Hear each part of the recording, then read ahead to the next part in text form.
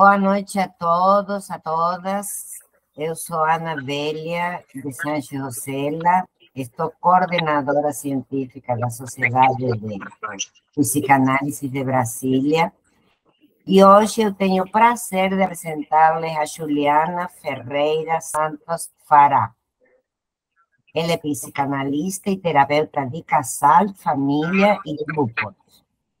É mestre em Psicologia Clínica pelo Instituto de Psicologia da Universidade de São Paulo. Especialista em Terapia Familiar e de Casal pela PUC de São Paulo.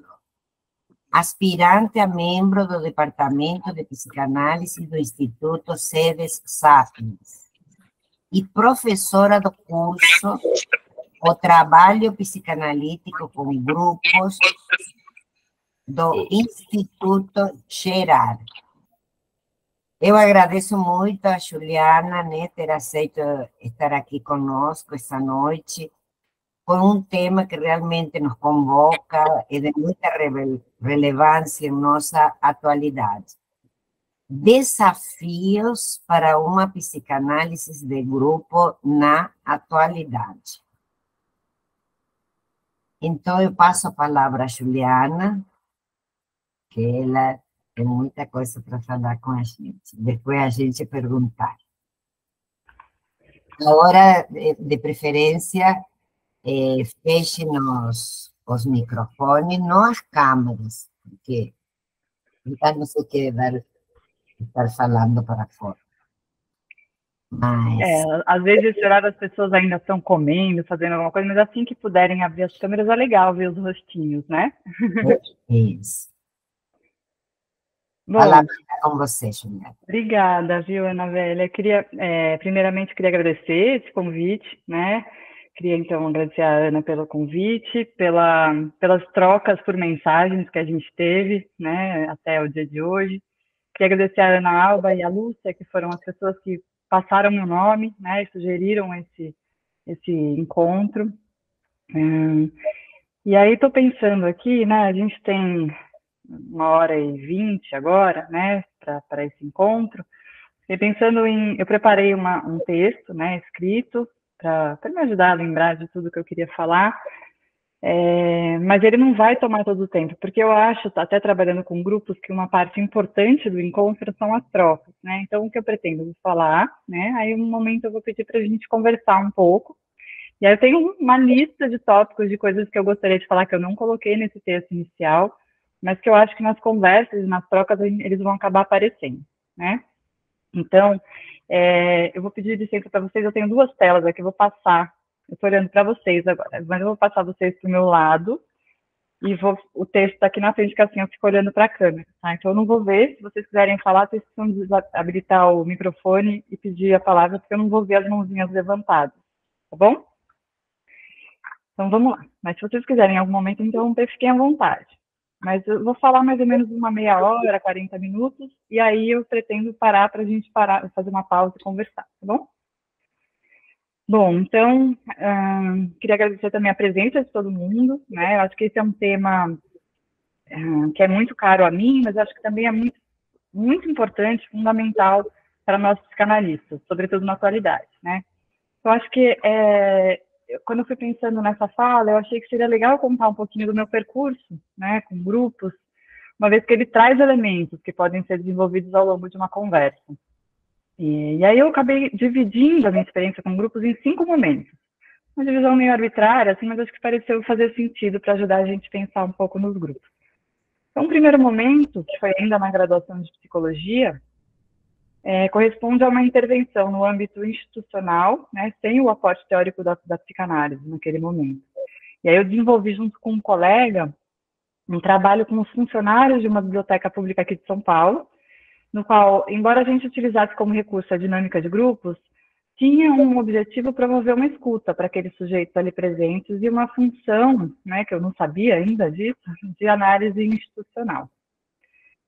Um segundo momento, que foi contemporâneo ao início da minha formação em psicanálise, lá no Instituto Sedes Sapiens, diz respeito ao trabalho com grupos terapêuticos dentro de um hospital-dia e também dentro de uma clínica com foco em saúde mental para adolescentes e jovens adultos. Ali, nesses dois lugares, eu trabalhei, juntando os dois, um período de 8 anos, coordenando, junto com outros colegas, diferentes grupos de psicoterapia, compostos, sobretudo, por pacientes psicóticos ou que apresentavam um funcionamento predominantemente não neurótico. Um terceiro momento desse meu percurso de trabalho com grupos foi a minha passagem por um curto, mas importante período numa clínica de tratamento de compulsão alimentar. Ali tinha uma dieta que era prescrita pelos nutricionistas e, além disso, os pacientes frequentavam grupos terapêuticos de 2 a 3 vezes por semana. Esse dispositivo não era psicanalítico, né? Ele tinha como foco o emagrecimento. Isso foi me gerando vários questionamentos, alguns incômodos, reflexões, e acabou mobilizando meu desligamento da clínica e uma busca por um espaço no qual eu pudesse aprofundar um pouco a escuta desses sujeitos que ali estavam, né, e o estudo sobre grupos de obesidade. E aí, por conta disso, eu acabei propondo a constituição de um grupo de tratamento psicanalítico para pessoas com sobrepeso e obesidade, mas que não tinha como objetivo o emagrecimento. E sim, né, de acordo com a ética psicanalítica, a escuta e o manejo das manifestações inconscientes dos membros do grupo e do aparelho psíquico grupal. Esse seria o quarto momento do meu percurso com grupos, porque foi quando eu entrei no mestrado, no Departamento de Psicologia Clínica da USP, e acompanhei, junto com uma colega, né, em coterapia, um grupo composto por pessoas que apresentavam queixas em relação ao sobrepeso e obesidade. Bom, o quinto momento, que eu acho que é o que eu me encontro hoje, diz respeito à constituição e à manutenção de grupos no consultório particular. E aí eu tenho entrado em contato com desafios e demandas específicas desse contexto, né, diferente das instituições. Aqui entram também os grupos de estudo, os cursos que eu estou dando e as supervisões que eu tenho dado no campo da psicanálise de grupo. Fazendo essa retrospectiva, eu posso localizar aspectos que ressoam questões muito presentes no debate sobre a psicanálise de grupo. O primeiro deles diz respeito a como, muitas vezes, o trabalho com grupos parte da prática para a teoria, e não o contrário, né? Como, de um modo geral, ocorre com a psicanálise individual. Quando eu comecei a trabalhar no Hospital Dia, eu não tinha nenhuma experiência ou formação específica para atendimento em grupo. E lá estava eu junto com mais 1 ou 2 colegas, inserida num grupo que já existia há muito tempo, tendo que conduzir uma experiência analítica. Eu tenho a impressão que a gente cai de paraquedas, assim, de repente você está lá num grupo e fala, agora tem que ser analista de grupo, né, sem ter nenhuma formação anterior. E isso, gente, reflete boa parte da realidade do trabalho psicanalítico com grupo. A formação em psicanálise, de modo geral, não prepara os analistas para atendimento em grupo, e, no entanto, a demanda das instituições tende a incluir de maneira considerável o manejo de grupos. A gente pode observar, e não é raro, que a gente precisa lidar com a urgência de atender muitas demandas, fazendo com que tenhamos muitos dispositivos experimentais, né, nos quais psicoterapeutas e psicanalistas vão criando formas de atender sujeitos em grupo. Isso acho que coloca para a gente uma outra questão, que, a meu ver, é um ponto fundamental para pensar a psicanálise de grupo. É muito comum que os atendimentos em grupo feitos nas instituições reproduzam a lógica do atendimento individual. E aí a gente produz, assim, análises individuais em contexto grupal. Eu vou falar um pouco mais sobre isso mais para frente, quando eu for falar do René Caes, né, o que eu acho que ele traz de contribuição fundamental para o trabalho com grupos, o trabalho psicanalítico com grupos, né. Bom, mas retomando a questão da demanda de atendimentos em grupo, isso nos remete ao início mesmo das teorizações psicanalíticas sobre o dispositivo grupal. A gente sabe, né, espero que a gente saiba que a clínica é soberana para a psicanálise, né? Ou seja, no contato cotidiano com os pacientes que a gente pode e deve colocar a teoria em movimento. Então, é no encontro com os sujeitos que, né, que se colocam para a gente, marcados e atravessados por uma época. Alguém foi?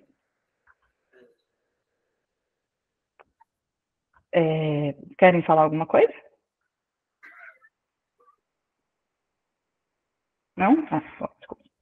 Então, é no encontro com esses sujeitos, né, marcados e atravessados por uma época e por um contexto, que a gente é constantemente convidado a revisitar a metapsicologia freudiana e demandando, de tempos em tempos, o desenvolvimento de novos aportes teóricos e reformulações do dispositivo.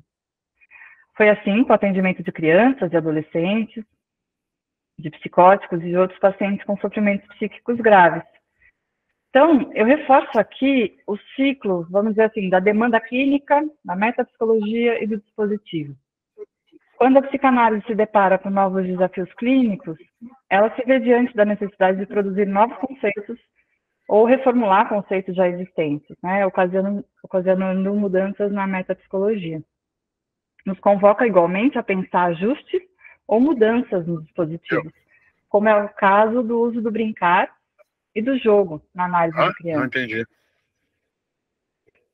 Ou atendimento face a face, ao invés do uso de divã com pacientes mais graves. Com os grupos não foi diferente, né? Foi por conta de duas grandes demandas durante a Segunda Guerra Mundial que o Bion, ao retornar à atividade militar, iniciou suas experiências com grupos.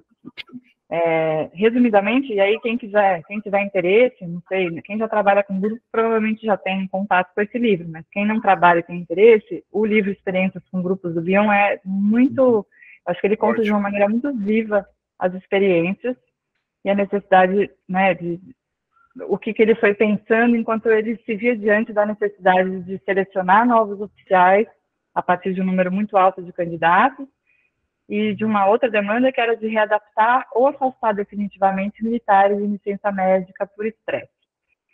Com esse cenário, Bion ficou muito motivado a pensar em soluções, né, que dessem conta da demanda grande naquele momento e de uma urgência no tempo também, né? E isso culminou na criação do dispositivo de grupo na história do Bion.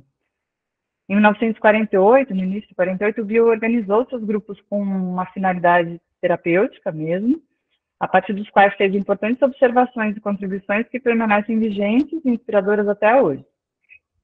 Esse foi um período relativamente curto dentro da obra do Bion, mas extremamente importante, né, no qual ele se debruçou sobre a experiência com grupos e desenvolveu um aporte teórico até hoje referente dentro da psicanálise, como é o caso da ideia, que provavelmente vários de vocês conhecem, de que os grupos operam em dois níveis simultâneos, o grupo de trabalho e o grupo de supostos básicos, dependência, acasalamento ou pareamento e luta e fuga. Além do Bion, outros autores também se depararam com demandas clínicas que colocavam o grupo como questão. E aqui eu estou me apoiando, gente, na organização que o René Caes faz, né, dessa história da psicanálise com grupos. O livro que eu uso, vou até mostrar para vocês, é esse aqui, o Um Singular Plural. E eu recomendo, para quem tiver interesse, em entrar em contato com a obra do Caes. Esse é um bom livro. Depois eu vou passar a bibliografia, né, as coisas que eu vou citar aqui, para quem quiser. Mas acho que esse é um bom livro para começar, porque reúne em um só livro coisas que ele escreveu em muitos livros separados, né? Então, sei lá, tem um livro só sobre aliança inconsciente, tem um livro só sobre aparelho psíquico grupal, tem um livro só sobre a palavra e o vínculo, que fala das cadeias associativas dentro dos grupos, e nesse livro aqui, ele tem um capítulo sobre cada tema, né? Então, não vai aprofundar tanto como em cada livro, mas traz elementos bem importantes para a gente ter um primeiro contato com o Caes.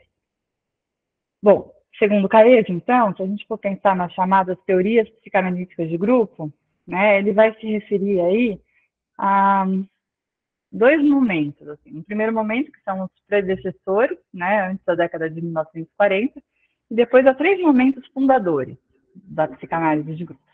Dentro do que ele chama de predecessores, ele inclui as produções feitas nos Estados Unidos por Burrow, Slavson e Schilder, entre outros. Já nos momentos que ele considera como fundadores, ele coloca Bion e Fuchs, em Londres, né, em 1940, o Pichon Rivière e o Bleher, na Argentina, nos anos 50, e na França, dos anos 60, o Pontaly, o Anzier, o Bejerano e o próprio Caes. Eu não vou entrar aqui hoje nas contribuições e no contexto de cada um deles, né? Mas porque isso acho que, né, seria tema para outros encontros, mas a ideia é apontar como, em diferentes lugares, em diferentes épocas, o grupo se colocou como questão, demandando reformulações na teoria e no dispositivo psicanalítico. Além disso, é indiscutível a influência que as contribuições desses autores tiveram sobre o trabalho psicanalítico com grupos no Brasil. Quando o Caes historiciza, né, a questão do grupo na psicanálise, Ele aponta que as primeiras teorias, de um modo geral, sustentam que o grupo é uma entidade relativamente independente dos indivíduos que o constituem e evidenciam também que o grupo é um lugar de da produção de uma realidade psíquica própria. Esse é um ponto muito importante, né? Porque assim o grupo passa a ser objeto de investigação e de trabalho psicanalítico. E com isso demanda reformulações no método e no dispositivo. Caes faz uma leitura de que essas teorias, né, dos movimentos fundadores, e aí ele não inclui, né, o trabalho da França, né, onde ele está também, ele está falando dos anteriores à França de 1960. Então, o que ele vai dizer é que essas teorias consideram o indivíduo, mas o indivíduo é visto essencialmente como um elemento do conjunto. Então, o grupo acaba sendo o destinatário da interpretação do analista. E o sujeito desaparece naquilo que lhe é singular, né? Seus fantasmas inconscientes, as idiosincrasias de suas pulsões, de suas representações, de seu recalque. Ele faz uma ressalva, é verdade, com relação ao Pichon-Rivière, porque o Pichon-Rivière tem o conceito de porta-voz, né? E depois vocês vão ver, eu vou falar bem rápido, mas o conceito de porta-voz, que depois o Caes vai ampliar, falando de funções fóricas, fala de uma função que o sujeito porta, né, que não diz respeito a só a ele mesmo, mas algo do grupo também. Bom, então é isso que a gente tem. Por um lado, teorias que trazem um modelo antropomórfico do grupo, né, demandando que o analista faça intervenções e interpretações destinadas ao grupo como um todo. E por outro lado, vocês lembram que eu falei agora há pouco que é muito comum que se faça análise individual em contexto grupal? Bom, de modo geral, isso acontece quando se tenta aplicar a psicanálise freudiana, clássica, ao grupo, sem passar por todo esse processo que eu destaquei aí, de demanda clínica, metapsicologia e dispositivo, né, desse ciclo. E aí que entram os estudos realizados na França, na década de 1960, por Pontaly, Angier, Bergerano, Caes. Esses estudos culminam na elaboração por Caes de uma metapsicologia dos grupos.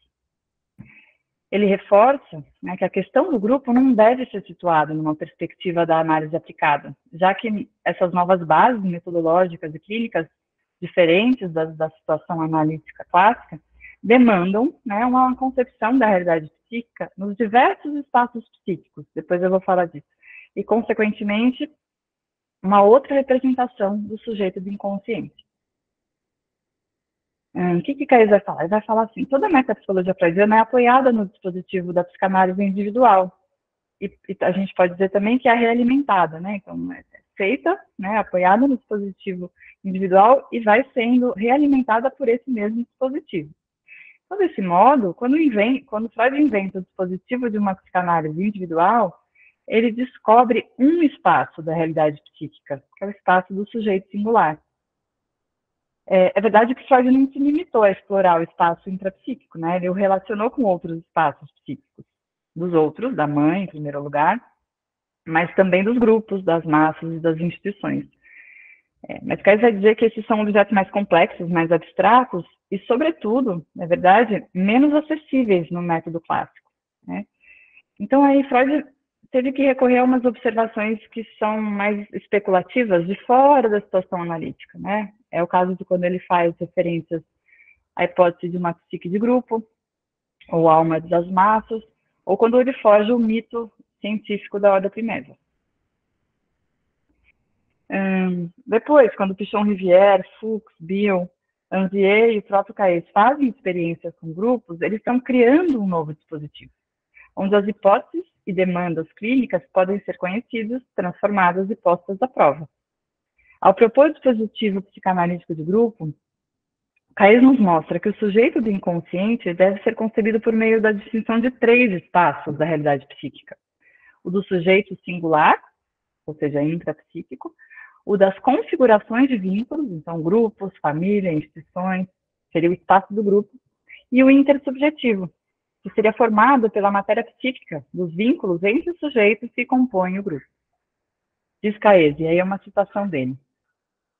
Essa articulação é decisiva para explicar a parte que cabe ao sujeito no processo do grupo e, reciprocamente, para definir a parte que cabe na formação do inconsciente do sujeito a seus determinantes intersubjetivos e grupais. Esse duplo ponto de vista é indispensável para estabelecer o vínculo com a psicanálise dos processos individuais. Fecha aspas. Assim, a gente chega a uma formulação do Caes que, ao meu ver, é fundamental para o trabalho psicanalítico em grupos. O sujeito do inconsciente é também sujeito do vínculo. Ora, se o sujeito é constituído a partir de seus determinantes internos e por aquilo que se produz a partir do encontro com o outro, pensar em mudanças no sujeito implica pensar em um trabalho na relação entre aquilo que é da ordem da singularidade e aquilo que é da ordem da intersubjetividade. Por isso, o objetivo da análise, antes enunciado como ali onde era isso, o eu deve advir, passa a incluir a necessidade de que o eu se liberte das formações estruturantes e alienantes do grupo para assumir-se como herdeiro de sua história tecida na intersubjetividade. Essa ideia, como eu mencionei antes, traz sem dúvidas mudanças no dispositivo, na clínica e na metapsicologia. E aí entram conceitos do Caes, como o de aparelho psíquico grupal, de alianças inconscientes, espaço onírico comum, fantasias partilhadas, sintomas conjuntos, cadeia associativa grupal e funções fóricas. Esses são alguns dos conceitos que Caes formulou para dar sustentação à teoria e à clínica do trabalho psicanalítico com grupos. Claro que a ideia de hoje não é a gente entrar nesse arcabouço teórico, né? Para isso a gente precisaria de muito mais tempo. O que eu penso ser importante aqui hoje é reforçar que todas essas formulações têm implicações importantes na prática, né? O que nos leva a questões ligadas à teoria da técnica do trabalho psicanalítico com grupos.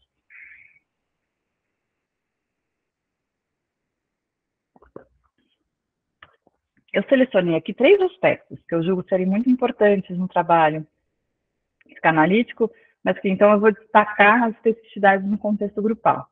Eu vou falar bem brevemente sobre a questão da associação livre nos grupos, sobre as transferências, eu já explico esse transferências no plural, e a contratransferência, e sobre o trabalho do analista, ou dos analistas. Quem quiser ter uma visão mais aprofundada sobre esses pontos, eu recomendo bastante a leitura do livro do Pablo Castanho. O Pablo foi meu orientador no mestrado, né? Tenho muita coisa que eu aprendi com ele sobre o trabalho com grupos, sobretudo tudo que vem do Caes, né? Então, esse é o livro, depois eu passo para vocês a referência. O livro chama Uma Introdução Psicanalítica ao Trabalho com Grupos em Instituições. É um livro excelente, né, que coloca a gente em contato com muitas coisas. O Pablo vai fazer um percurso muito interessante, que ele vai falar bastante de Pichon Rivière, bastante de todas essas escolas francesas. É importante quando eu falo de escolas francesas, a gente sabe que não tem nada a ver com Lacan, né? Está falando de escolas francesas de grupo, na verdade tem uma influência muito mais da escola inglesa, né, do que a gente conhece como franceses. Normalmente as pessoas pensam no Lacan, mas não tem nada a ver com Lacan. Bom, esse livro do Pablo, que é fruto de sua tese de doutorado, é uma ótima forma de começar a estudar sobre psicanálise de grupos em instituições.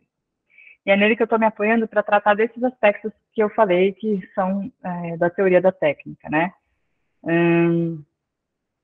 Eu pensei em ser breve agora, para a gente, de repente, depois, no segundo momento, quando a gente for conversar, se der tempo, eu trago uma vinheta, a gente pode pensar um pouco mais na prática, né, dessas coisas que eu vou falar rapidamente, teoricamente. Bom, a associação livre nos grupos foi pensada de diferentes formas, por diferentes psicanalistas. Dentre os autores que enfatizam a importância da não diretividade estão Fuchs e Anzier. Vou falar antes de Anzier, embora cronologicamente ele esteja depois de Fuchs, por causa de um gancho que eu vou fazer logo em seguida. Na França, das décadas de 1950 e 60, havia um grande número de dispositivos grupais com finalidade psicoterapêutica. Tinha a ver com o contexto, né, nessa época na França, em que tinha muita demanda para grupo, né, e aí acho que a influência principal era do Kurt Lewin e o psicodrama do Moreno, né. O Anzier, junto com um grupo de psicanalistas do CEFRAP, né, que era um centro de estudos psicanalíticos, do qual o Caes também fazia parte, e outros psicanalistas bastante importantes lá desse contexto. Então, o Anzier, junto com essas pessoas, selecionou grupos que já existiam, né, e que tinham uma característica um pouco menos diretiva. E propôs, colocando psicanalistas para conduzir esses grupos, né, grupos que antes eram psicodrama, então, de Moreno, não tinha nada de psicanalítico, ou os grupos com uma tradição do Kurt Lewin, sendo coordenados, né, por psicanalistas para tentar torná-los ainda menos diretivos, né? Essa experiência deu origem ao psicodrama psicanalítico de grupo, um dispositivo com bem menos intervenções do analista e menor diretividade em relação ao psicodrama moreniano, com essa intenção, então, de favorecer uma maior liberdade associativa. Aí na Inglaterra, né, isso antes, de 1940, Fuchs propunha que a gente devia convidar os participantes do grupo a falarem de uma maneira mais livre possível, se aproximando bastante da proposta freudiana de associar livremente na análise individual. Só que tem uma diferença significativa, que é o fato de que a presença de outros participantes influencia muito a associação de cada um dos membros do grupo, né, seja por expressões verbais ou corporais.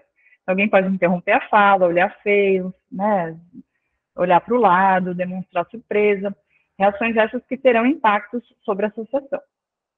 Uma característica importante, né, dessa grupo-análise fouquetiana é a leitura de que a tentativa dos grupos se ocuparem é uma defesa. Ou seja, quando o grupo fica centrado em um assunto só, política, futebol, compras, seja lá o que for, seria uma forma de evitar a intimidade. Daí a recomendação de que grupos psicoterapêuticos sejam caracterizados pela ausência de ocupação.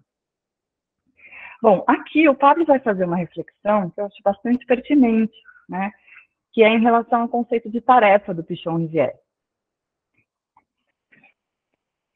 Uma vez que essa é muitas vezes mal compreendida, às vezes confundida com essa ocupação como resistência do pensamento fouquetiano. No modelo de grupos operativos proposto por Pichon Rivière, é proposta ao grupo uma tarefa, né, que se discuta sobre um texto, que se converse sobre uma experiência, que se reflita sobre uma situação-problema.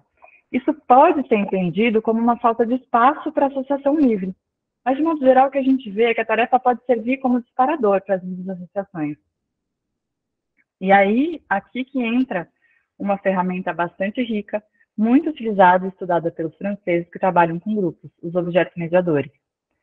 O Pablo Castanho propõe justamente que haja uma proximidade entre o conceito pichoniano de tarefa e as teorias francesas sobre o uso dos objetos nos grupos psicanalíticos.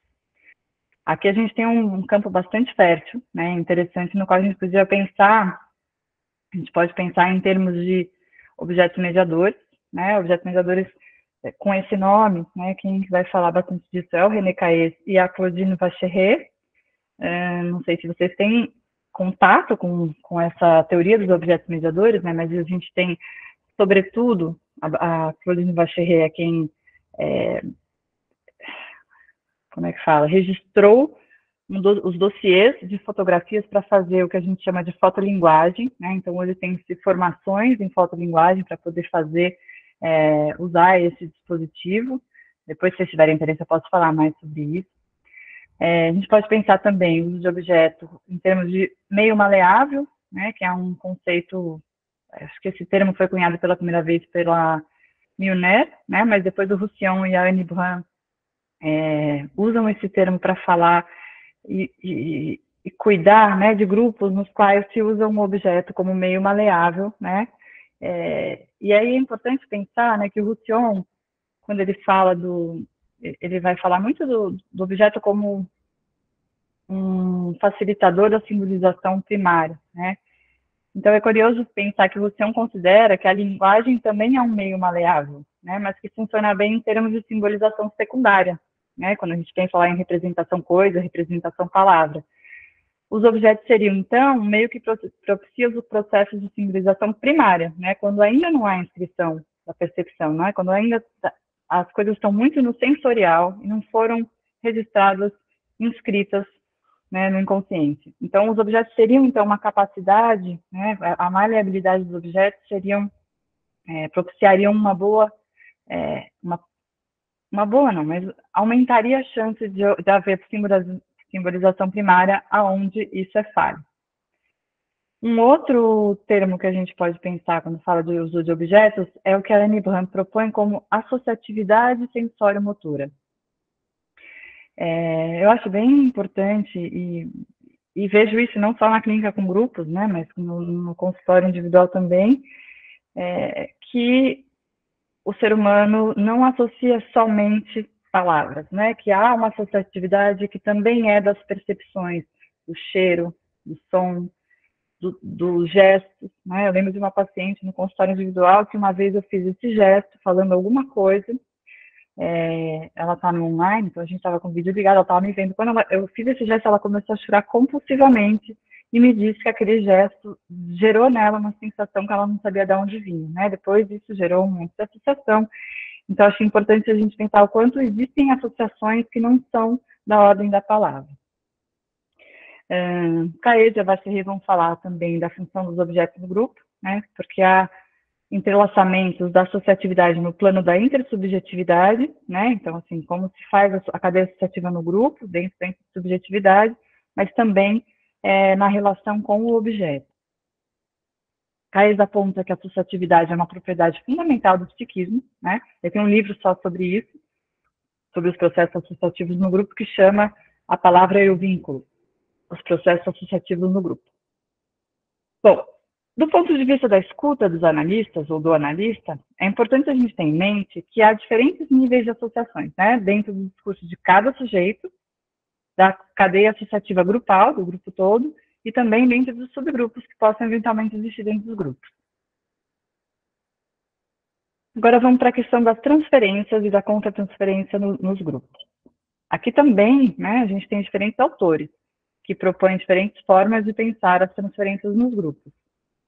Eu vou me ater à proposta dos psicanalistas franceses porque é com os quais eu tenho mais afinidade teórica e clínica.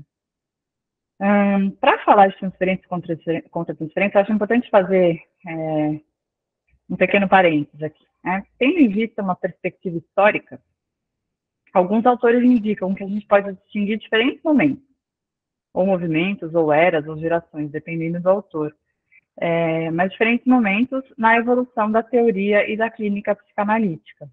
Eu gosto particularmente da proposta do André Green, que aponta a distinção de 3 movimentos históricos, tendo como referência o conceito de contra-transferência, e, portanto, a gente pode dizer do lugar da subjetividade do analista, no contexto analítico.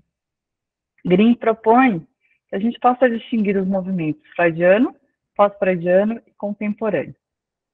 Em linhas gerais, bem gerais, né, para Green, o modelo freudiano tem na contra-transferência um obstáculo. E aqui é uma citação do Fernando Ribarri, tá? Abre aspas. Já que é um modelo individual centrado no aparelho psíquico individual, que define a causalidade por meio do intrapsíquico. Assim, se a contra-transferência é uma vivência ou um sintoma do analista, é lógico atribuir sua causa psíquica ao próprio analista. Fecha aspas. Então é esse, o modelo freudiano vê a contra-transferência apenas como um obstáculo. Né? No modelo pós-freudiano, o interesse se desloca para uma perspectiva predominantemente intersubjetiva, e aí a contra-transferência é transformada em uma ferramenta fundamental do trabalho do analista. Ela é considerada uma resposta emocional do analista, criada pela transferência do paciente.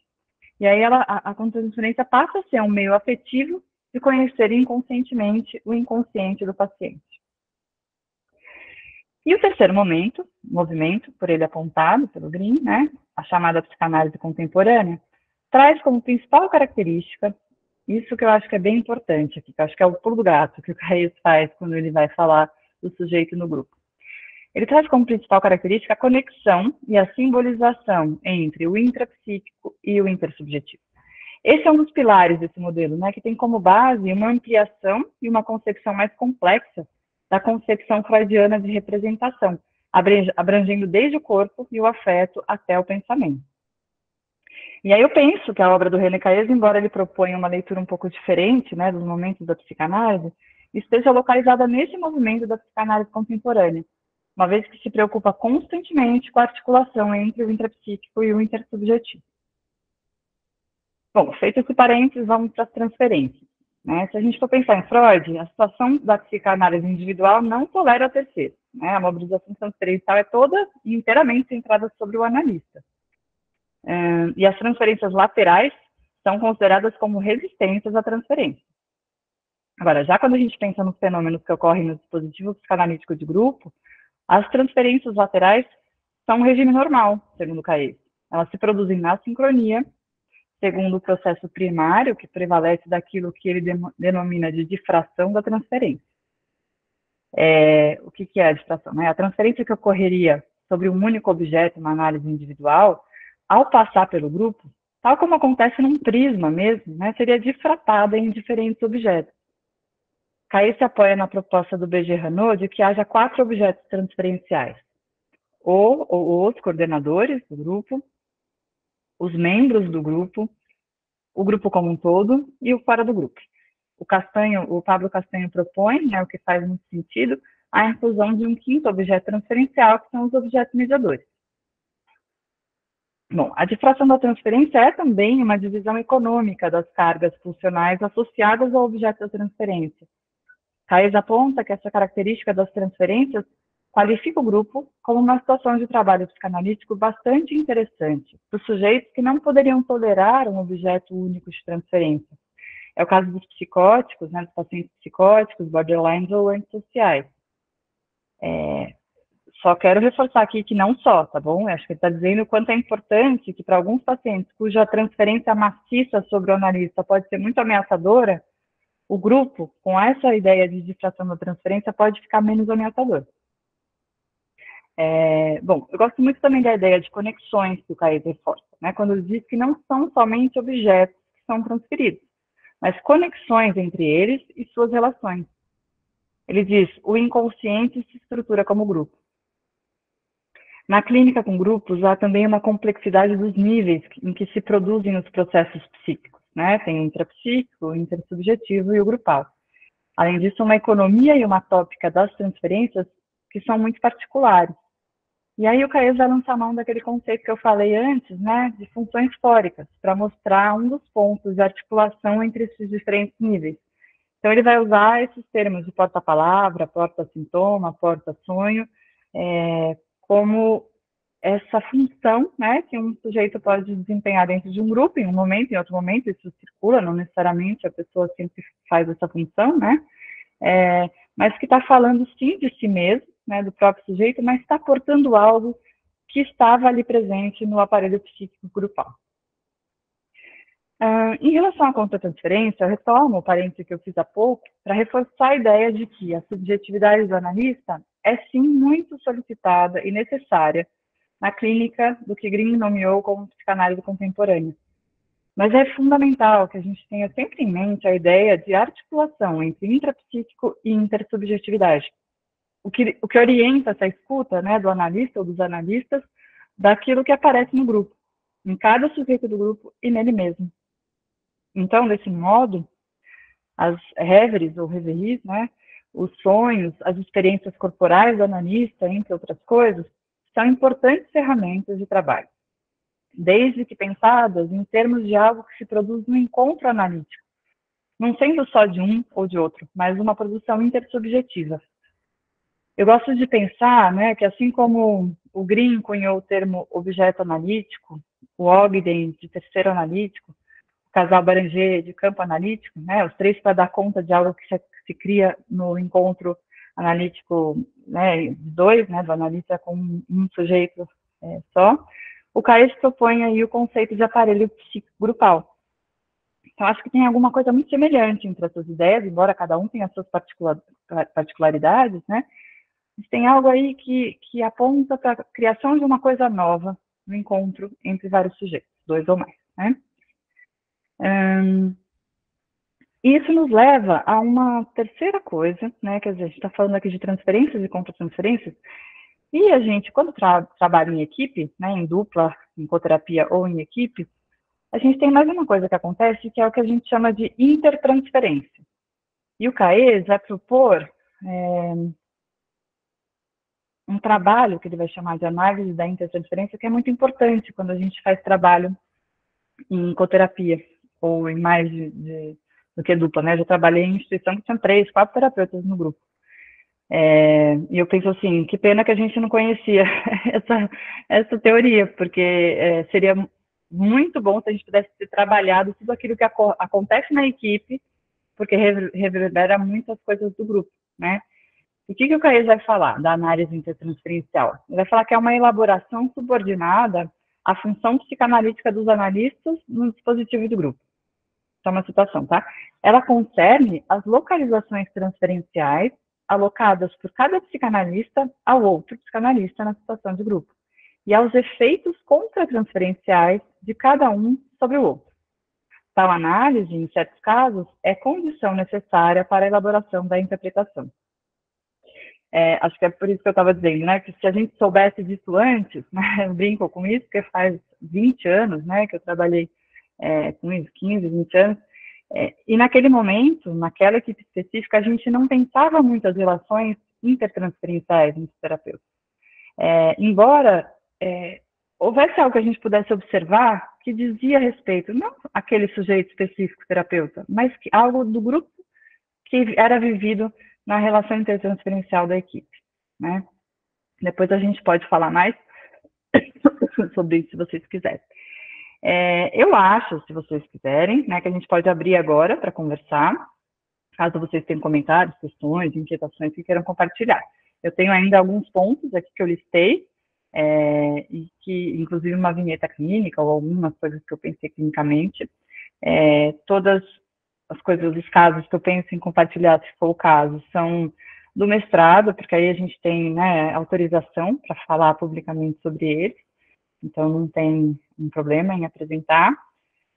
Mas eu acho que, de qualquer jeito, se a gente abrir para conversa, essas coisas vão aparecendo e eu posso retomar a fala. O que vocês acham? Querem fazer essa pausa para vocês conversarem, falarem um pouquinho? Juliana, meus parabéns pela sua fala. É muita coisa, né, para a gente digerir em tão pouco tempo, mas revela sua familiaridade com toda a literatura, a prática e a clínica do grupo. Como você se referiu ao bio no início, à medida que você ia falando aí,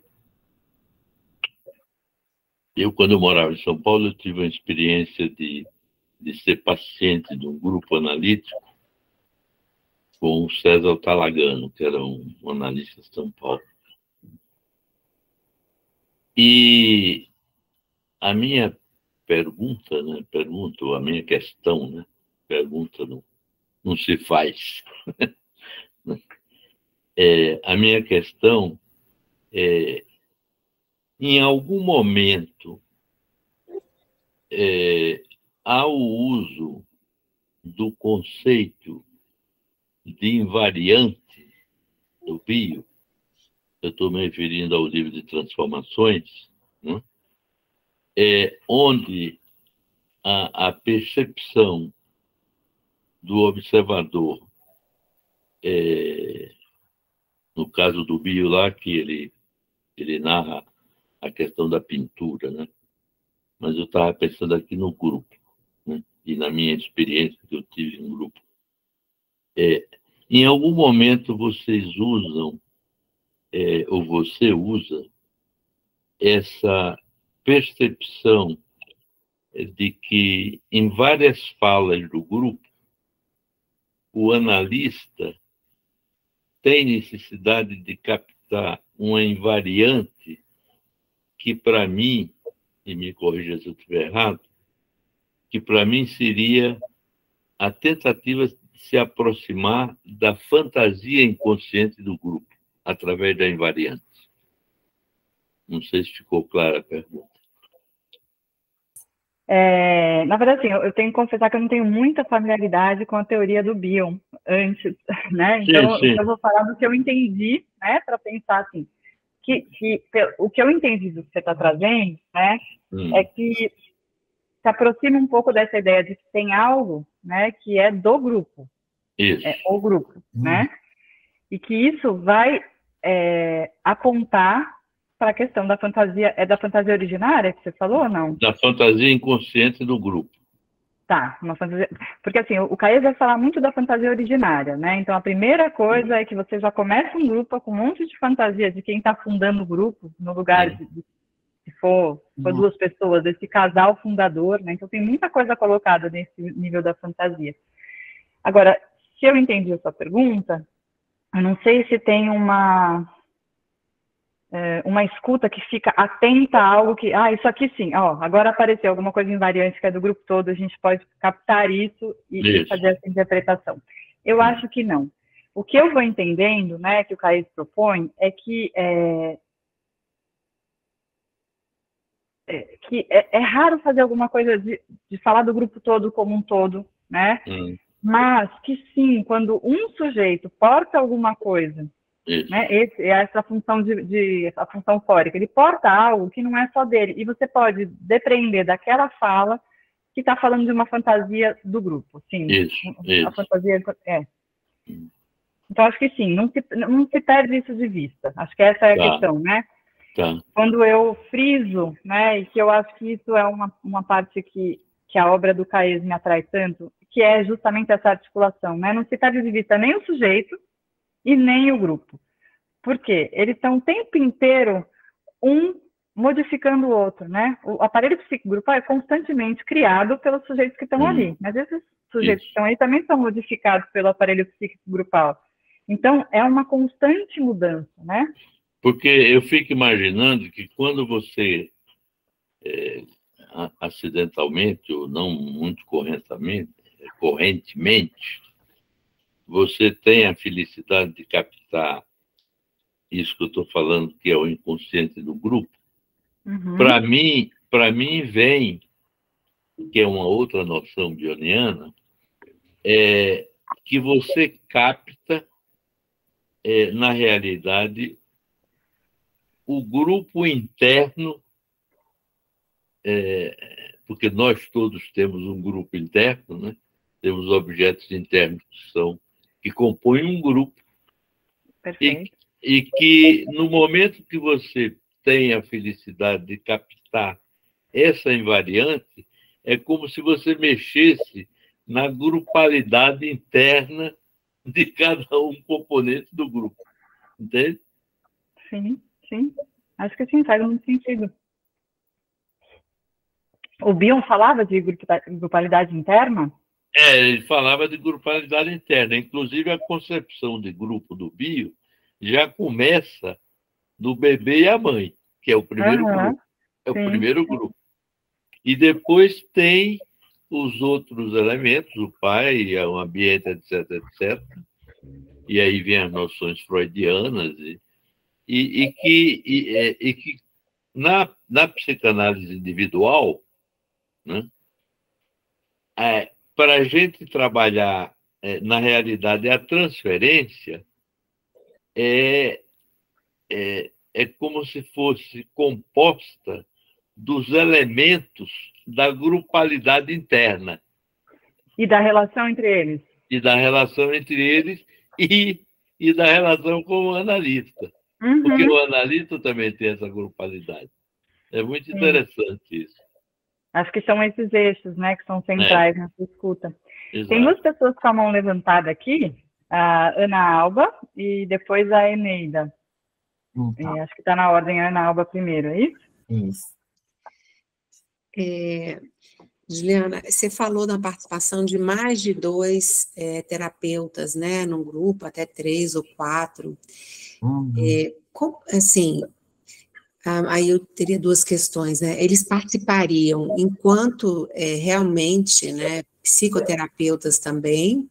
E como é que é a indicação para isso, para mais do que 2 terapeutas dentro de um grupo, assim? O que a gente teria que pensar? O tamanho do grupo, qual é a indicação para isso, para a participação de mais pessoas, né, como terapeutas num único grupo? Eu não faria essa indicação. Honestamente, eu não faria essa indicação. Eu acho que ali é uma instituição, né, que tem uma demanda muito grande, tem até, se você for contar, o número de terapeutas acho que é quase metade do número de pacientes, tem muitos terapeutas, que é uma instituição referência, que muita gente quer trabalhar, então tem muito estágio, então entram muitas pessoas no grupo, não é com o objetivo de que isso vá melhorar o funcionamento do grupo, mas tem um objetivo de formação, tem a ideia de que Aí eu acho, e é uma opinião que eu acho que eu vou vendo em vários grupos, né, que essa ideia de fazer análise individual dentro do contexto grupal também acaba convocando transferências muito pareadas. Então, você vai vendo que cada paciente faz mais transferência com um ou com o outro, né? Então, assim, num grupo de pessoas graves, com muitos psicóticos, os terapeutas não aguentam ficar, se isso não é bem trabalhado, no sentido da distração da transferência, de pensar o singular dentro do plural, fica muito pesado, né? De um modo geral, é um psiquiatra, 2 ou 3 psicólogos, às vezes tem uma terapeuta ocupacional, e você vai vendo a hierarquia dentro do grupo, porque o médico, aí todo mundo é o médico, é o remédio, né? Aí, então as transferências variam. Eu estou falando dessa experiência porque é uma experiência que me mostra que ganharia muito se a gente parasse para pensar em termos da metapsicologia dos grupos proposta pelo CAES, né? Então, não é um grupo modelo que eu diria, que legal. Eu acho que trabalhar em coterapia, 2 pessoas, é muito bom. Assim, eu recomendo, se há um trabalho bem feito da análise da intertransferência. Posso contar rapidamente uma vinheta aqui, só para pensar na intertransferência, já que a gente está falando disso? Esse grupo que eu fiz lá no mestrado, na USP, né, então foi um grupo que eu divulguei na internet, era presencialmente, né, foi antes da pandemia, divulguei, recebemos muitas inscrições, era para minha pesquisa, então eu era a figura que as pessoas me reportavam, então eu fui fazer as entrevistas, e no final selecionamos lá 12 pessoas. Iniciei o grupo com um número alto, sim, né, não imaginava que o grupo ficaria com 12, porque há uma tendência dos grupos de irem esvaziando. Então eu pensei, deixa eu fazer com 12 para ficar, não sei, com 6, talvez, até o final do ano. No final, no segundo semestre em diante, ficaram 4. Esses 4 ficaram o grupo até o final. Eu fiz encoterapia com uma colega que também era orientanda do Pablo, né, e que se ofereceu, falou, quer que eu faça com você? E a gente se dava bem, a gente falou, vamos fazer um trabalho juntos. Né? E foi muito rica a experiência, muito. O que a gente fazia? Toda vez a gente fazia a sessão, a gente não anotava nada, a gente tinha o costume de estar lá como analista, sem anotar nada, só escutando. Assim que a sessão acabava, a gente conversava e gravava a nossa conversa. Essa gravação tinha como intuito ajudar a gente a fazer o relato depois, então era a nossa lembrança bem rápida, logo depois da sessão, né? Mas também era uma conversa que era uma análise da intertransferência. O que aparecia ali? Aparecia, sobretudo, as nossas contratransferências, tudo aquilo que a gente vai nomeando, né, como aquilo que é do terceiro analítico, do objeto analítico, ou do aparelho psíquico grupal, que não dizia respeito a mim, né, Juliana, coisas para eu tratar na minha análise, ou às vezes sim, mas muitas vezes, assim, eu percebia que eu ficava nervosa ou com raiva em uma sessão, então, por que eu estou com essa raiva? Isso não me pertence, não cheguei aqui bem, né, e aí a gente ia vendo que tinha algo que era do aparelho psíquico grupal. E aí, falando com a Luciana, a minha colega, sobre o que eu sentia, ela falava um pouco do que ela estava percebendo, a gente ia conversando, e às vezes a gente percebia coisas da nossa relação anterior, né, e que tinha atravessado ali. Se a gente não consegue conversar sobre isso pode ficar como, então, por exemplo, o fato de eu ser a pessoa que propôs o grupo, às vezes deixava ela insegura de fazer intervenções, é o grupo da Ju, é o mestrado da Ju.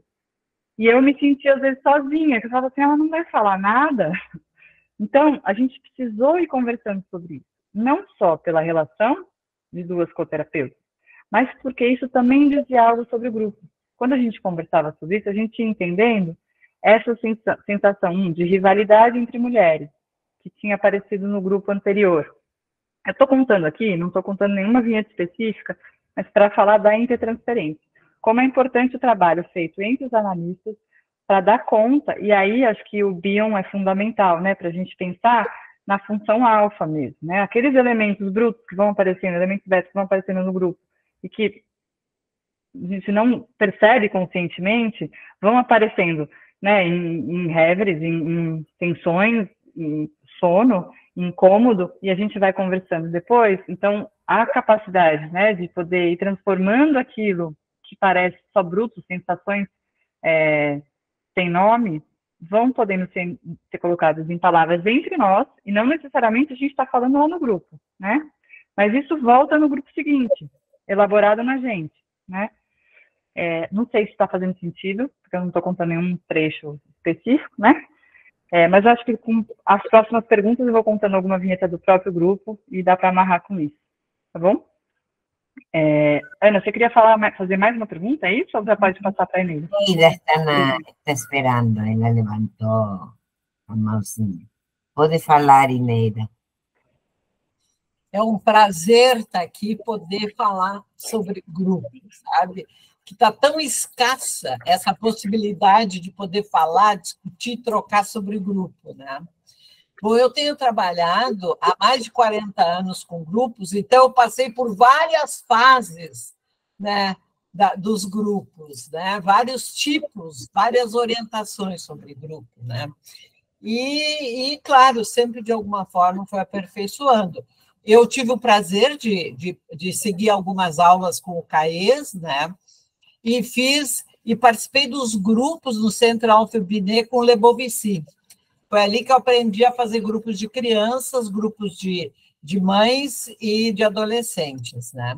E depois, quando eu voltei para o Brasil, eu fiz com o Davi Zimmermann, que eu adoro, foi meu supervisor, o Luiz Carlos Osório e o Oteral. Trabalhei muito com o Oteral em coterapia.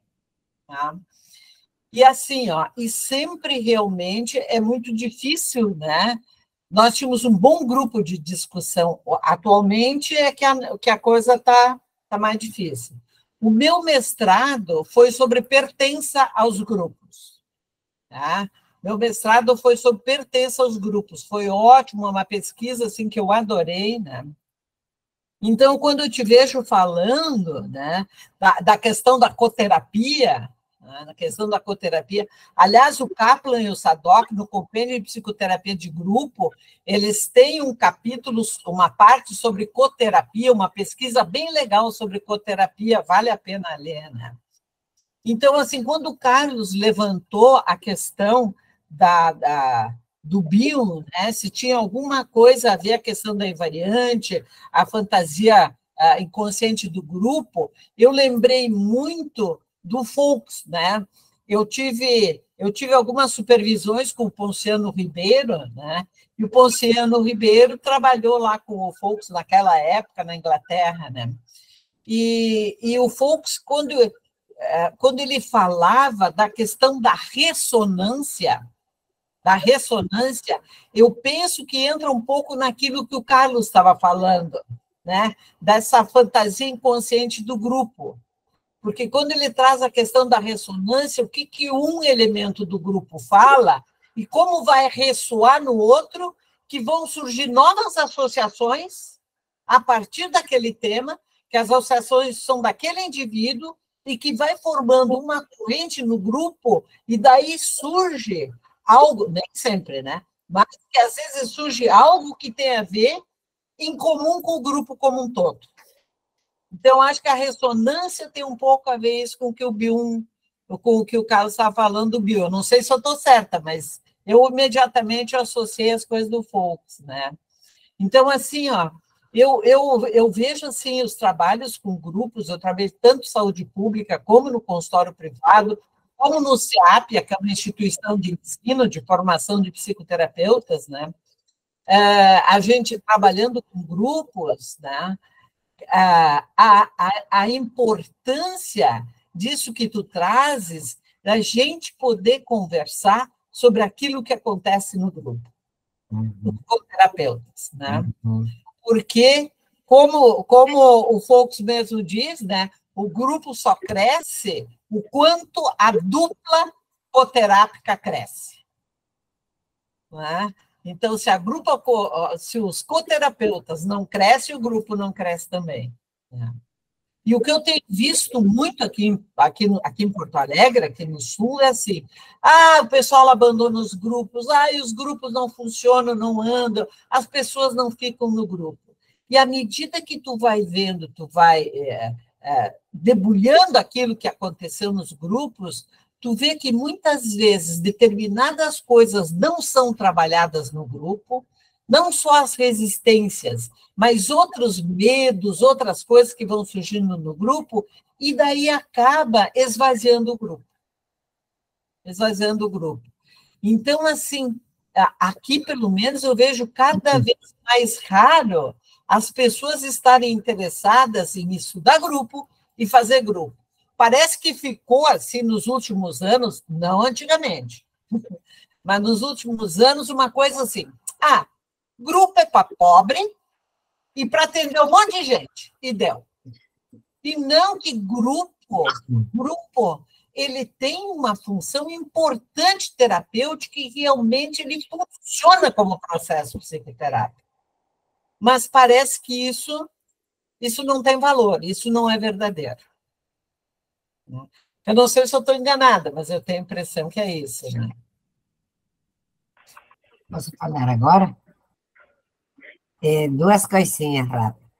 Bion, ele colocava, né, que uma das características dos grupos era a entrada e saída de membros em forma permanente. Então, que se tinha que ter, dependia da tolerância, frustração de suportar essa entrada e saída. A gente forma grupos que depois de, sei lá, 8 anos, 6 anos, as pessoas mudaram quase todas, mas o espírito do grupo, né? Agora, Juliana, você fez uma menção de que esse trabalho institucional, que se inscreve, assim, em consentimento informado e tudo mais, que vocês trabalham com isso, né? Com a questão do sigilo e tudo mais, e como é para trabalho científico, podem usar. Você falou que talvez podia ver 2 vinhetas, como já faltam uns 16 minutos, se pudesse você deixar algum exemplo clínico, ou assim, umas vinhetas. Também você falou de o livro de Pablo Castanho, que uma vinheta que vai sair publicada no livro. Então, esse tipo de coisas que a gente pode compartilhar seria ideal. Sim, eu queria só fazer um comentário a respeito do que a Eneida falou, né? Eu acho que a gente teve um período longo mesmo em que os grupos ficaram totalmente excluídos, né? E exatamente, acho que nesse sentido mesmo, Eneida, concordo com você, né? De que grupo é só uma forma econômica de fazer análise, né? Que assim paga menos, então. E também, no caso do Brasil, né, a demanda gigantesca no SUS, de não ser de fato possível os psicólogos darem conta de atender individualmente todo mundo, então é necessário fazer grupo. Né? Mas eu acho que é importante a gente poder inverter essa lógica, né, e pensar o quanto há indicações fundamentais para grupo. Né? É mais fácil, eu acho, a gente falar dos aspectos, né, que o grupo favorece muito trabalhar os aspectos menos simbolizados, né, os grupos são regressivos por essência, então ajuda a trabalhar as coisas mais regredidas de pessoas que não sejam necessariamente assim, não neuróticos, mas também eu fico pensando, quanto agora, né, a gente está vivendo um momento do neoliberalismo em que há uma tendência, né, em que todo mundo fica muito centrado no indivíduo, em que a responsabilidade sobre tudo é do indivíduo, seja pelo sucesso ou pelo fracasso, e há muita solidão. Então, eu acho que o dispositivo grupal, além de tudo, tem uma função hoje, na atualidade, né, que é de poder reconectar alguma coisa dos laços sociais, né, dos vínculos. Então, eu acho que a gente tem um trabalho pela frente, né, de resistência mesmo a essa lógica neoliberal do individualismo. Porque a psicanálise pode ser confundida, às vezes, né, com uma ferramenta que mantém só centrado no indivíduo. E eu não acredito nessa psicanálise. Acho que a psicanálise, mesmo do consultório individual, não é uma psicanálise. A gente não trabalha um relato sobre um racismo sofrido como algo intrapsíquico somente. A gente vai pensar isso apoiado na intersubjetividade, na estrutura do racismo no país, no mundo. Acho que a gente tem uma responsabilidade grande, né, de pensar o grupo como um dispositivo indicado, não só para sujeitos com sofrimentos específicos, né, psíquicos, mas como um material de trabalho social mesmo. Então, o microfone... achei que você ia falar alguma coisa. Eneida, você estava falando só concordando, é isso? Maria Lúcia Canali. E Denise Persílio. Eu não estou dando conta de ver todo o chat aqui, deixa eu ver. Eu vi. A Denise está fazendo várias... Denise, você me desculpa, como a gente só tem agora 18 minutos, eu acho que não dá para eu abordar todos os itens do livro ou falar mais sobre outro livro do Gregório Dallenby. Acho que não dá conta hoje do espaço que a gente tem para eu falar dos detalhes do livro. O que eu posso fazer agora, seguindo um pouco a sugestão da Ana, é trazer vinhetas clínicas para vocês conhecerem um pouco desse trabalho. Eu vou falar só de um grupo, porque é um grupo publicado, né? Que aí a gente tem autorização. Mas também adoraria um dia falar com vocês sobre os grupos do consultório, os grupos online, né? Mas esses eu acho que é um pouco complicado falar numa gravação, né? Que depois vai ficar disponível. Então, deixa eu pensar aqui, uma vinheta, eu vou passar a tela de novo aqui para ver quais que eu trouxe aqui. Bem vinheta mesmo, não vou aprofundar muito porque a gente tem pouco tempo, né? Nesse grupo que a gente montou ali na USP, vou falar de cabeça, que eu acho que é melhor, né? Esse que eu contei para vocês que eu fazia infoterapia com a Luciana, tem duas situações que eu acho que são coisas de duas pacientes específicas, mas que falam muito do grupo como um todo também. Uma delas, que eu chamei de Joana, né? A Joana chega numa determinada sessão um pouco angustiada. Ela era uma pessoa que estava sempre feliz, alegre, conversando com as pessoas, se posicionava. Mas é curioso que eu olhava para ela e às vezes eu falava para a Luciana, Luciana, eu achei que a Joana estava chorando. E ela nunca estava chorando, mas eu olhava para o olhar e eu achava que ela estava chorando, ou que tinha lágrima, ou eu acho que era um olhar tão que me parecia triste, contrastando com aquilo que ela performava ali no grupo, né? Bom, tem uma determinada sessão, eu acho que, se não me engano, foi a 17ª sessão, então a gente já estava ali há mais de 3 meses, né? Juntos. Ela chega numa sessão e fala assim... pergunta para uma outra paciente que tinha perdido um bebê, né, logo depois da gestação, anos atrás, mas que tinha contado isso ano passando no grupo. Assim. E a Joana falou assim, como você faz? Você pensa muito nele? Como que você faz para não ficar... Aí a outra paciente, de quem eu vou falar também, a Solange, fala, não, às vezes eu penso, mas logo eu mudo de assunto para não sofrer, né? E a Joana vai ficando triste, né? Ela fica em silêncio, mas o grupo vai falando de outras coisas, quer dizer, vai tendo uma cadeia associativa aí que é mais no sentido do que a Solange propõe, que é não falar daquilo que dói, né?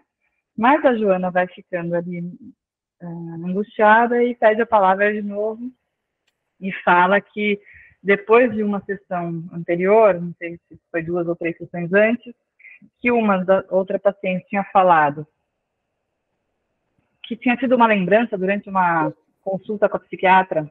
No meio da consulta com a psiquiatra, eu lembrei de uma cena, tinha alguma coisa de sexualidade, e falei, eu não acreditei que eu lembrei que aquilo aconteceu com a minha mãe e tal. E não era nada super traumático, mas era alguma lembrança esquecida em relação à sexualidade.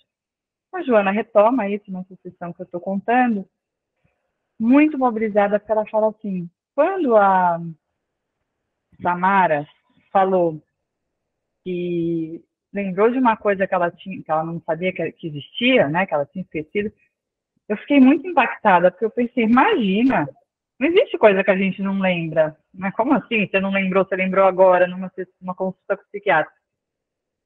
E aí isso, de repente, fez uma conexão, e ela, Joana, lembrou de um abuso que ela tinha vivido na infância. Isso ela lembrou não na sessão, em casa, ela trouxe para o grupo porque ela tinha lembrado, e isso desmonta ela, porque ela tinha sido abusada pelo pai de uma grande amiga dela, várias vezes. E é um pai que ela falava sempre, o pai da minha... Ela já tinha falado dele no grupo, inclusive. O pai da minha amiga, eu gostava tanto dele, que eu queria ter um pai como ele. E aí ela fica muito impactada com essa descoberta, né, da própria história, que ela tinha sido abusada. E isso faz uma mudança na Joana, e aí no ponto de vista do sujeito, né, no nível intrapsíquico, gigante, porque ela era uma paciente obesa, E ela fala, eu cheguei aqui no grupo achando que a obesidade era a causa de todos os meus problemas. E agora eu estou percebendo, né, que, na verdade, a obesidade é uma consequência, né?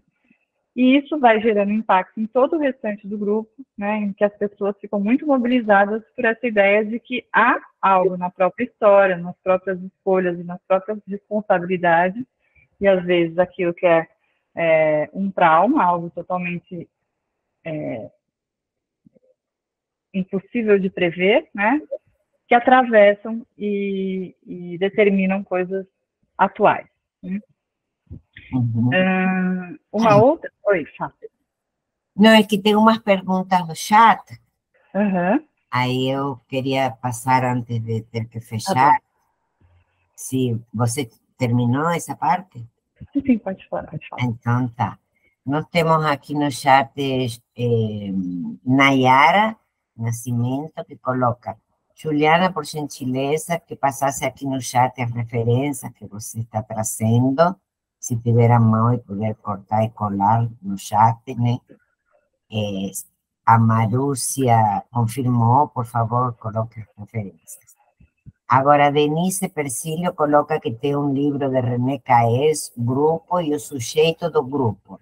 Se você poderia indicar, salientar algo acerca dos conteúdos mais importantes. Inclusive, você mostrou aí um livro grande, né? Então, você está pedindo isso.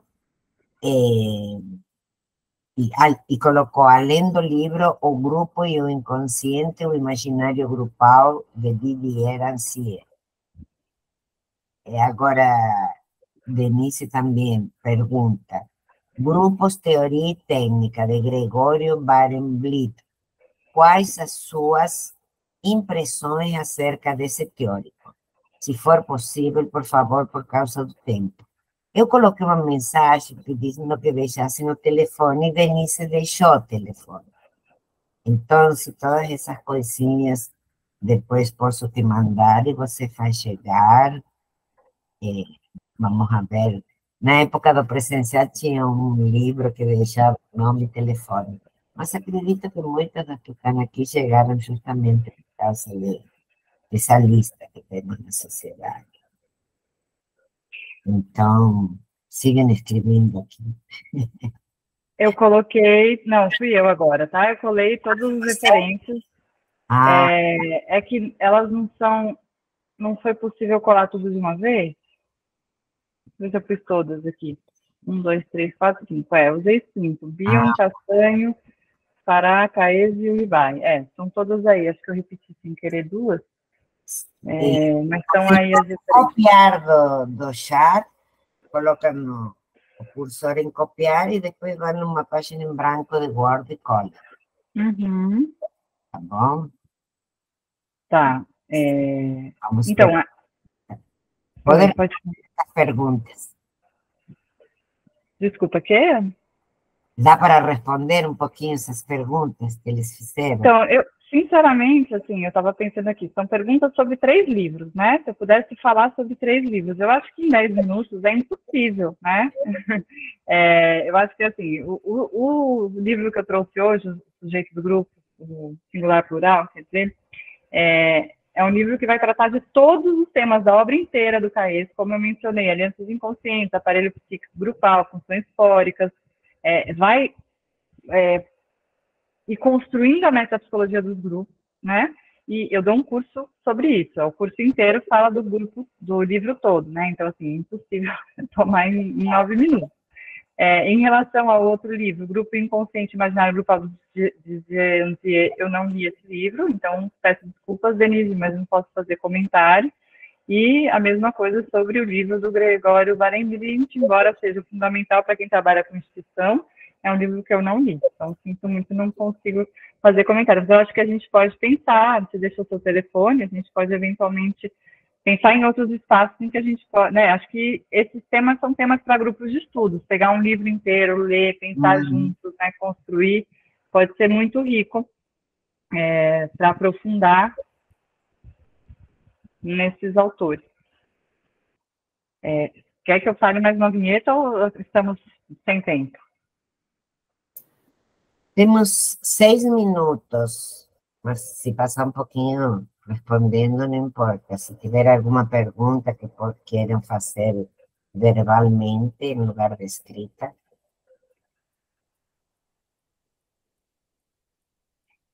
A vinheta que eu não vou contar vai sair publicada num livro em junho, um livro sobre compulsão alimentar, sobre a clínica das problemáticas alimentares, sobretudo da compulsão alimentar, e aí vai ter um capítulo em que eu vou falar desse caso que eu não falei agora, que é o que eu chamo de Solange. É uma paciente desse grupo, mas eu vou fazendo a interlocução e a articulação entre esses sujeitos dentro desse contexto grupal e o que isso reverbera. Né? Depois, ainda não tem como passar referência, porque vai ser lançado em junho, mas aí vai estar lá. Eu gostaria, se pudesse, falar um pouquinho mais da função fórica. Uhum. O conceito de função fórica, ele é usado pelo Caes, né, junto com a ideia de alianças inconscientes. O que o Caes fala das alianças inconscientes é que elas são um cimento das relações intersubjetivas, né, alguma coisa que conecta as pessoas, e aí tem vários tipos de alianças inconscientes. Existem as alianças inconscientes que a gente chama de pacto denegativo, né? Esse caso que eu não vou ter tempo de contar da Solange vai falar do pacto denegativo, né? Que são alianças mesmo, que são feitas inconscientemente para sustentar ou não algumas ideias e fantasias sobre o grupo, né? Nesse sentido, a função fórica, ela é uma externalização das alianças inconscientes. Quando um sujeito fala e corta alguma coisa que está no grupo, ele está trazendo essa expressão de algo que está representado nas alianças inconscientes, né? Então, às vezes alguém traz um sonho, né? E assim, é muito interessante, né? O Caes tem um livro maravilhoso que chama Polifonia do Sonho, e que vai falar justamente, né, do sonho como parte do grupo. Quando o sujeito traz um sonho, ele está sonhando para o grupo, ele está trazendo um sonho como mais uma imagem. Se a gente pensar em objeto mediador, o sonho também pode ser pensado em termos de objeto mediador. Na hora que o sonho é colocado ali, ele passa a ser mais um objeto transferencial. As pessoas podem pensar, associar em cima disso, né? Então, quando alguém traz um sonho, a gente pode usar a ideia de função fórica, né? De que ele está portando um sonho. O sonho não é só dele, porque ele sonhou lá na casa dele. Quando ele está trazendo porque faz algum sentido e tem alguma coisa amarrada aí por conta das alianças inconscientes. É Caes que traz esse conceito, né? Sim. Para casal e família, inclusive, para família. Sim. Tudo isso. Mas é isso, o Caes traz, mas ele está ali apoiado um pouco no Pichon Rivière, que já tinha trazido o conceito de porta-voz. É claro que o Caes vai desenvolver de uma outra forma, que ele vai buscar referências em outros autores também, mas acho que é importante a gente dar o devido crédito aos latino-americanos, né? Uhum. Você queria ainda falar dessa pequena vinheta? Não, assim, alguém mais quer falar alguma coisa, perguntar alguma coisa? Eu queria agradecer, né? Está sendo um espaço super rico, eu fiquei feliz de preparar essa fala para vocês. Se alguém quiser falar alguma coisa, eu gostaria de escutar. Milene, levantou a mão. Gente, oi, boa noite. Eu queria perguntar como que você avalia os grupos online. A partir da pandemia, começou a acontecer muito grupo online, né? Uhum. Vocês estão me ouvindo? Sim. Sem querer eu apertei o botão aqui. Assim como a análise individual online, eu acho que foi, entre aspas, um mal necessário e que se transformou num bem necessário. Acho que foi um processo, né? Começou como, não tem jeito, vamos usar, e aí vamos pensar sobre, né? A partir do momento que a gente teve essa realidade, né? Eu nunca tinha feito grupo online antes, só presencial, passei a fazer. E aí apareceram coisas muito interessantes, né? Boas e ruins. Assim, eu percebi que pessoas que nunca chegariam para uma análise em grupo chegaram para uma análise em grupo porque era online. Aliás, eu formei um grupo por conta de uma demanda de uma moça de outra cidade que me escreveu no privado falando: Porque eu montei um grupo, eu divulguei um grupo dizendo que ia se tornar presencial quando acabasse o período crítico da pandemia. Essa moça me escreveu no particular falando, você não vai fazer um grupo que vai ser sempre online? Porque eu quero. E aí eu comecei um grupo por conta dessa demanda, falando, tá bom, então vamos fazer um grupo só online, né? Mas tem questões ali, mas eu não acho que elas sejam impeditivas, elas são questões que a gente tem que pensar sobre, né? Então, por exemplo, entrar e sair sem mediação, né? Você está lá no meio da sessão e uma pessoa pode simplesmente cair. Você não consegue necessariamente saber se ela caiu porque, de fato, acabou a força, acabou a bateria, né? Ou se foi uma forma dela escapulir ali sem... como é que você vai trabalhar isso? Né? Você vai fazer uma interpretação, você vai falar, não, calma, não posso falar disso, porque, afinal, pode ter sido a tecnologia, você vai trazer essa questão para o grupo, são questões para a gente pensar, né? Eu tenho uma sessão de um grupo online também, que uma paciente foi, de repente, sumindo, assim, ela foi caindo, de repente você não via mais ela. Numa sessão presencial, você pode ver esse movimento do corpo, mas você continua vendo o rosto da pessoa, ela está ali, né? Nesse caso, não, de repente eu estava vendo só a testa dessa paciente. Né? Então, tem questões para a gente pensar que se colocam com o dispositivo online, mas eu acho muito rico. E até objetos mediadores a gente tem usado. Depois eu passo, Ana, para vocês, se vocês quiserem passar sugestões de coisas sobre objetos mediadores bem legais. Tá bom? Obrigada. Bom, Eu senti muito disso, né, atendendo os grupos online quando teve a pandemia também. Essas coisas boas e ruins do grupo. Uhum. E realmente eu acho que é algo a se pensar. a gente só tem a ver, tem outra mansinha. Ah, não é a da Miriam.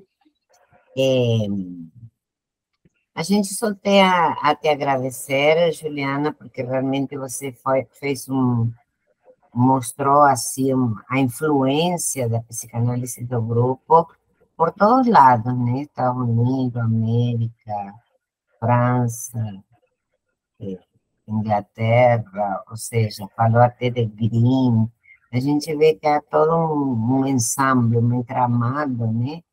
E que já temos bastantes trabalhos, teorias, e como a gente tem que, para trabalhar com grupos, os dispositivos, tem que saber usar, Uhum. porque senão se continua trabalhando escuras. Isso que em todas as áreas, né? Começaram a fazer trabalhos como hoje tem crescido e tem trabalhos sérios. Você mostrou assim um percurso de autores que eu falei, nossa, a gente tinha eles todos esparramados e agora nos agrupa, é isto, né? Uhum. Essa é a teoria de cada um deles. E vamos a ver, de repente hacemos um grupo de online ou presencial, ou grupo de estudo, né? Vamos ver se conseguimos manter um pouco de contato. Muito obrigada, viu? Quero agradecer à sociedade por esse convite. Muito obrigada. E a todos e todas que vieram, né? Achei muito legal estar aqui hoje. Obrigada. Tá bom, então.